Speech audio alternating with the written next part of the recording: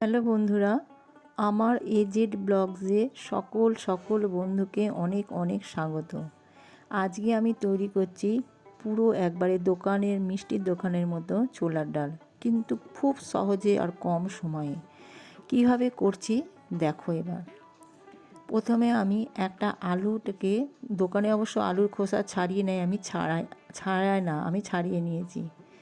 আর এদিকে ডালটা সেদ্ধ করতে দিলাম দুটো কাঁচা লঙ্কা, একটু আদা বাটা, একটু নুন দিয়ে।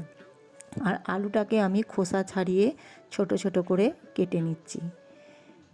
ডালটাকে ভালো করে নাড়িয়ে চাড়িয়ে নিলাম। এখানে মিষ্টি বা হলুদ কিছু এখনও পর্যন্ত দিইনি। আর যে আলুটা আমি ছাড়িয়ে রেখেছিলাম ওই আলুটা দিয়ে দিলাম। এরপর আমি প্রেসার কুকারে 5টা সিটি দিয়ে দেবো, কারণ আমার ডালটা ভেজানো ছিল না। 5টা সিটি দিয়ে আমি দেখছি ছোলার ডাল বেশ সেদ্ধ হয়ে গেছে, কিন্তু ভীষণ তাড়াতাড়ি হয়। তোমার বাড়িতে লোক এলে চট করে এইভাবে ডাল তৈরি করে দিতে পারবে, অথচ খেতে ভীষণ সুস্বাদু। কড়াইয়ের মধ্যে দিয়ে দিয়েছি গোটা জিরে আর একটা শুকনো লঙ্কা। তেলটা একটু গরম হতে দিয়েছি, ফোড়নটা একটু সুন্দর হবে। এরপর আমি ডালটাকে ঢেলে দিচ্ছি।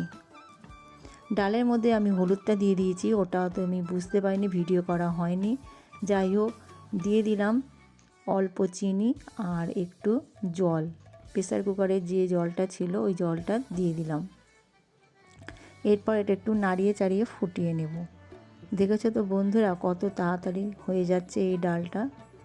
আর নামানোর আগে একটা তবে জিনিস দিতে হবে, সেটা হলো ভাজা গুঁড়ো মশলা, যার মধ্যে ছিল ধনে, জিরে আর গোটা শুকনো লঙ্কা।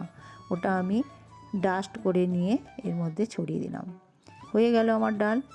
ভিডিওটি ভালো লাগলে অবশ্যই লাইক, শেয়ার, কমেন্ট করবে। বন্ধু হয়ে পাশে থাকবেন।